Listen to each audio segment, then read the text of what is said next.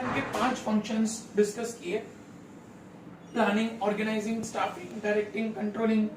लेकिन कभी कभी मैनेजमेंट के फंक्शंस में एक और चीज को इंक्लूड किया जाता है जो होता है हमारा कोऑर्डिनेटिंग, या जिसको कोऑर्डिनेशन भी बोला जाता है। स्टूडेंट्स, प्लानिंग हमारी पहली एक्टिविटी है कि जहाँ पे हम लोग फ्यूचर में क्या काम करना है वो हम लोग डिसाइड करते हैं, उसको कैसे एग्जीक्यूट करना है वो हम लोग ऑर्गेनाइजिंग पे देखते हैं, उस काम को पूरा करने के लिए हमें कितने वर्कर्स की जरूरत है वो स्टाफिंग पे देखते हैं, वो वर्कर्स अगर अटक जाते हैं तो उनको गाइडेंस देते हैं जो हमारा डायरेक्शन है, और वर्कर्स अगर अच्छे से काम कर रहे हैं तो वेल, नहीं कर रहे हैं तो क्या प्रॉब्लम है वो हम लोग कंट्रोलिंग पे डिसाइड करते हैं। स्टूडेंट्स, कोऑर्डिनेशन का मतलब, जिसको हिंदी में हम लोग सिंपल टर्म्स में कहते हैं तालमेल। हमने क्रिकेट मैचेस देखी हैं, क्रिकेट मैचेस में कई बार प्लेयर रन आउट हो जाता है।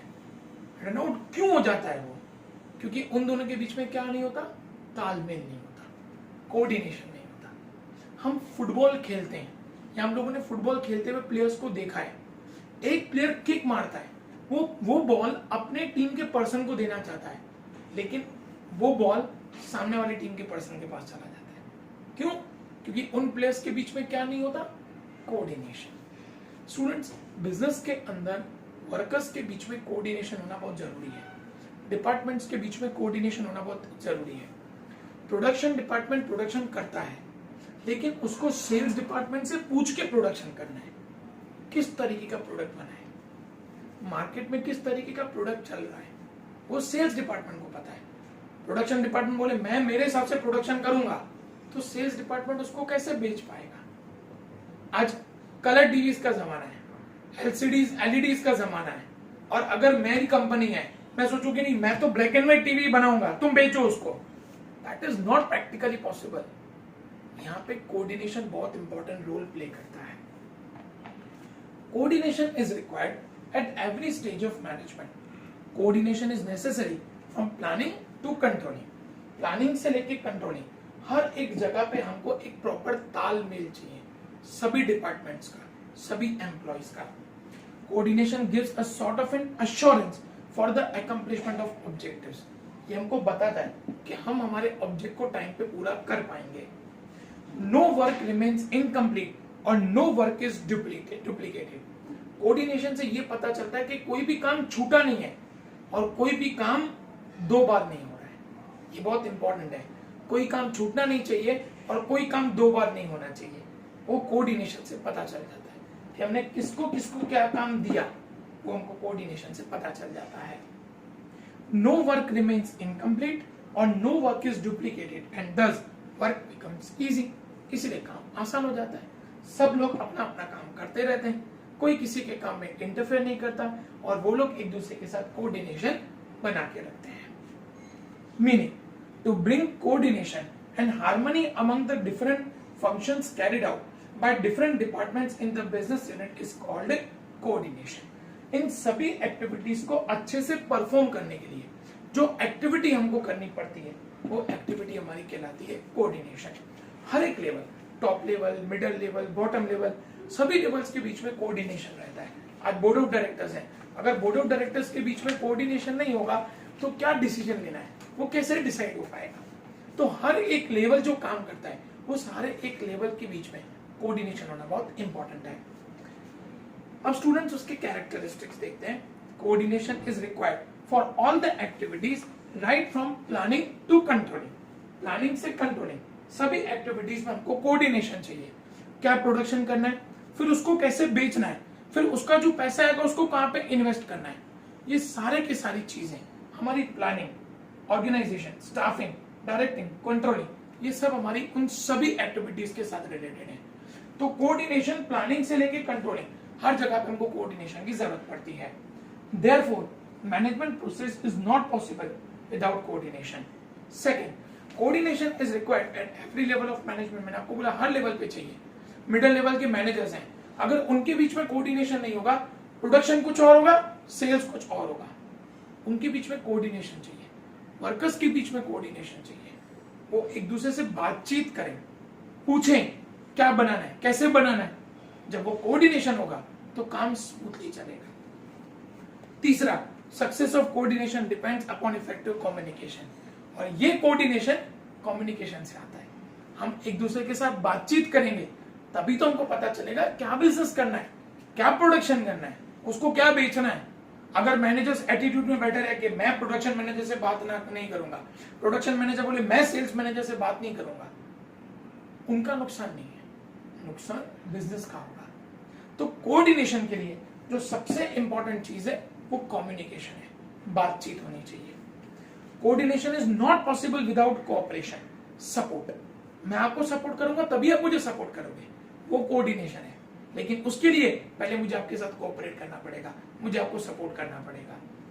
Cooperation of employees engaged in different activities is necessary to maintain coordination among various activities of the organization. Cooperation होना चाहिए, हम आपको सपोर्ट करेंगे तभी आप हमको सपोर्ट करेंगे।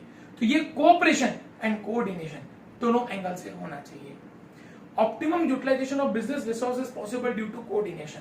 अच्छा कोऑर्डिनेशन है, अच्छा तालमेल है, अच्छा प्रोडक्शन हो रहा है, अच्छा सेल्स हो रहा है, तो हमारे बिजनेस में जो भी रिसोर्स है हम उन सभी रिसोर्सेज को मैक्सिमम यूज कर पाएंगे, मैक्सिमम प्रोडक्शन कर पाएंगे, मैक्सिमम सेल कर पाएंगे।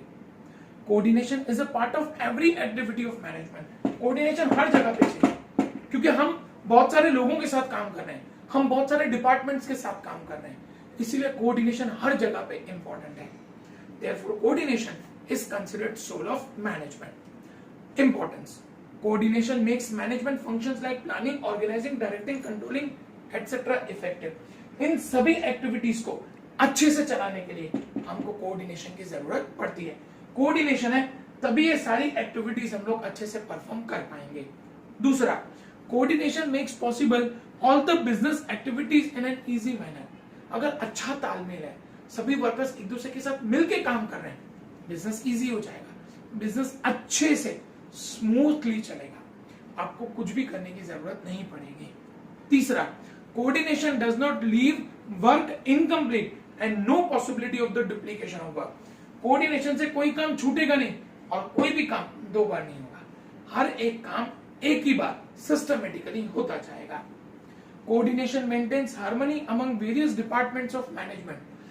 कोऑर्डिनेशन की वजह से सभी डिपार्टमेंट्स के बीच में पीस मेंटेन होगा, सब अपना अपना काम करेंगे लेकिन एक दूसरे के साथ कम्युनिकेशन करेंगे।